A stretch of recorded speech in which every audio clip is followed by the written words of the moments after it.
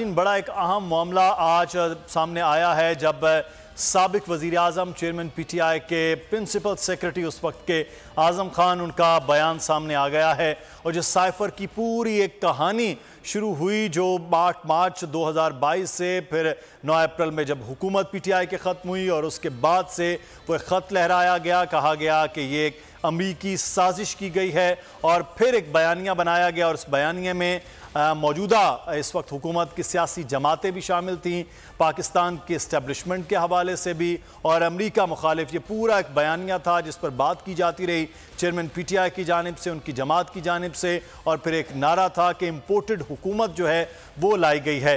आज उस सारे मामले के हवाले से आज़म खान साहब का जो बयान आया, उन्होंने कहा कि ऐसी कोई चीज़ शामिल नहीं थी जो यहाँ पूरी की पूरी कहानी यहाँ बनाई गई है। एक मामला ऑफिशियल सीक्रेट एक्ट का है कि वो डॉक्यूमेंट साबिक वज़ीर आज़म चेयरमैन पीटीआई ने गुम किया। दूसरा ऑफिशियल सीक्रेट एक्ट का मामला है कि ये राजदारी होती है, राज होता है जो वज़ीर आज़म और सरबराह ममलिकत मुख्तलिफ वज़रा वो हलफ लेते हैं, इकरार करते हैं कि कोई चीज़ ऐसी आश्कार नहीं करेंगे। उन्होंने पब्लिकली इसको किया। ये तमाम तर चीज़ें जो हैं इसमें वो कही जा रही हैं आज़म खान की जानिब से। इस बयान पर हम बात करेंगे। इस वक्त हमारे साथ मौजूद हैं सीनियर सहाफ़ी और तज्ज़ियाकार जनाब अयाज अमीर साहब। बहुत शुक्रिया सर आपके वक्त का।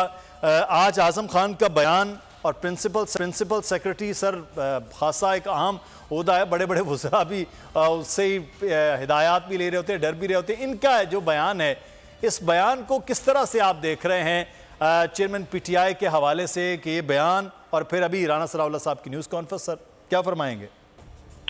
एक तो मैंने जो बयान है उसका मतन मैंने देखा नहीं है। अच्छा। थोड़ी बहुत ही वो सुनी सुनाई बात ये है जी। लेकिन अगर ऐसा बयान उन्होंने दिया है तो ये तो खासी परेशान कौन सूरत हाल फिर बनती है पीटीआई के चेयरमैन के लिए। और जैसे हम सब जानते हैं आजम खान उनके बहुत करीब थे। वो ना सिर्फ प्रिंसिपल सेक्रेटरी थे बल्कि वैसे भी करीब थे और वो काफी दिनों से गायब भी थे। और गायब के बाद ये उनका जो है वो बयान आया है। तो अब देखना ये है कि इस बयान का और जो अगर उन्होंने ये टेस्टिमनी दी है तो उसका बनता क्या है, उसकी बुनियाद पर क्या कुछ किया जाता है, क्या कुछ किया जा सकता है।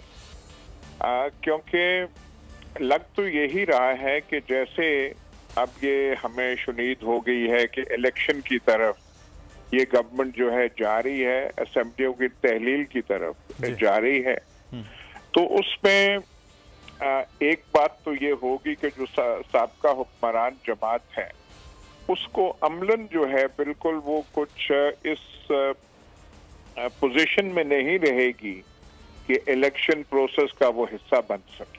सही। क्योंकि उनके बहुत सारे लोग जो हैं पार्टी छोड़ चुके हैं, कुछ जो है मुतहरक जो है लोग वो जेरे जमीन हैं, वो भी गायब हैं, सामने नहीं आए, बहुत गिरफ्तार हैं। बहुतों को गिरफ्तारी की डर की वजह से वो इधर उधर हुए हैं। तो एक अपाहज की अगर ये इन्होंने पार्टी बैन होती है नहीं होती वो एक अलग बहस है। लेकिन वो अगर इलेक्शन में जब एक फरीक के तौर पे आती है तो जैसे एक अपाहज होता है किसी दौर पे शामिल होता है, उनकी हैसियत अपाहज से ज्यादा नहीं होगी। मौजूदा सूरत हाल से यही हम अंदाजा लगा सकते हैं। सही। तो अयाज में सब कथा कलामी की माफ़ी सर, जो एक बयानिया था पूरे का पूरा कि ये साजिश के तहत इम्पोर्टेड हुकूमत, ये तमाम तर चीज़ें, इन बयानात और इस पर अब FIA को तहकीकात भी कर रही थी जिस पर स्टे था, स्टे भी ख़त्म हो गया गुज़श्ता रोज़ लाहौर हाई कोर्ट ने। तो ये बयानिया जो सियासी तौर पर है, क्या इसको भी आप समझते हैं कि धचका होगा या वो बयानिया अपनी जगह और चेयरमैन पीटीआई की पॉपुलैरिटी अपनी जगह रहेगी इन बयानात और इन चीज़ों के बाद? देखिए वो जो उन्होंने वो सारा एक कहानी और नैरेटिव बनाई थी वो तो बहुत हद तक जो है डीबंक हो चुकी है। वो जो साइफर वाली बात है, वो डोनाल्ड लू का तो नाम अब हम सुनते भी नहीं है, वो तो कोई उसकी बात कर ही नहीं रहा, वो तो मंजरे आम से गायब हो चुका है। अब जहां तक उनकी जो मकबूलियत है या उनकी जो अवामी हमायत है, वो बिल्कुल एक और चीज है। जब अवाम कोई फैसला कर लेते हैं या कोई एक ट्रेंड चलता है, तो उसके कई अवामिल होते हैं। मैं ऐसी चीजों से झटका पहुंचता है या नहीं पहुंचता, उस मकबूलियत को एक तरफ रहने दें आप। जो एक अभी जो वाज़ेह चीज नजर आ रही है कि एक तो घेरा तंग हो रहा है चेयरमैन पीटीआई के गिर्द, और दूसरा ये कि पार्टी जो है किसी इलेक्शन में हिस्सा लेने की काबिल नहीं रही। तो ये चीजें हमें नजर आ रही हैं। मकबूलियत होती है नहीं होती, क्या उसमें फर्क है, वो तो जब मौका आएगा और तराजू में जब कोई चीज जलती है तो फिर देखेंगे कि तराजू इस तरफ जाता है या उस तरफ जाता है। सही। वो जो अपाहज वाली आपने बात की है, जिस तरह से पंजाब में तकसीम दर तकसीम और उसके बाद आप केपी में तकसीम दर तकसीम का मामला हुआ है, लेकिन एक चीज़ मैं सिर्फ यहाँ जानना चाहूँगा कि अगर आप पूरी एक साथ हों, बड़े करीबी हों, तमाम तर मामलात में हों, अचानक आप वादा माफ़ गवाह बन जाएं, तो एहतसाब तो फिर सरकारी मुलाजिम हों या फिर आप साथी सियासतदान हों, उनका भी पूरा होना चाहिए।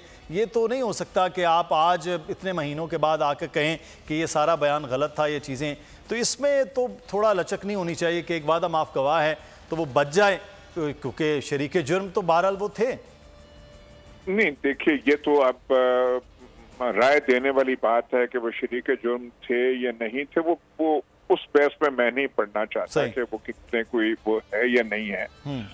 जो चीज मैं तो सिर्फ ये देखूंगा कि जो जिस बारे में हम कुछ हतमी राय कायम कर सकते हैं और हम कोई हतमी राय दे सकते हैं, वो यही लग रहा है कि इनके लिए मुश्किलात बहुत पैदा हो चुकी हैं। तो इस्तेलाह इस्तेमाल की घेरा इनके गिर्द जो है तंग हो रहा है। पीटीआई को बतौर जमात जो है इस तरीके से मुश्किलात का सामना है कि वो मुश्किलात जो है वो बहरहाल बतौर जमात जो आप फरमा रहे हैं वो बड़ा एक अहम है। बहुत शुक्रिया अयाज हमीद साहब, सीनियर सहाफ़ी तज्ज़ियात मौजूद थे। मोबाइल लोन एप्लीकेशन से कर्ज लेना आवाम के लिए अजाब बन गया। सूद की ज्यादती और धमकियां, शहरी ने अपनी जान ले ली। बोल ने दिया अपने आवाम का साथ, उठाई इस स्कैम के खिलाफ आवाज। जो है लोन देने के हवाले से फ्रॉड बन रही हैं और लोगों की जिंदगियों से और इनकी इज्जतों से भी खेल रही हैं। तो मैं ये समझता हूँ यहाँ पे 2-3 बड़ी अहम चीज है। ये है कि ऐसी एप्स जो कि एक्सेस प्रोवाइड कर देती हैं टू दी कॉन्टैक्ट्स और उसके अलावा टू द गैलरी। बोल की खबर पर इदारों ने भी कस ली कमर, लिया एक्शन। बोल की काविशें बराबर साबित हो गई। ऑनलाइन कर्ज माफिया के गिर्द घेरा तंग हो गया है, क्योंकि बोल है पाकिस्तान का नंबर 1 न्यूज चैनल। सब्सक्राइब करें और बेल दबाएं ताकि कोई खबर रह न जाए।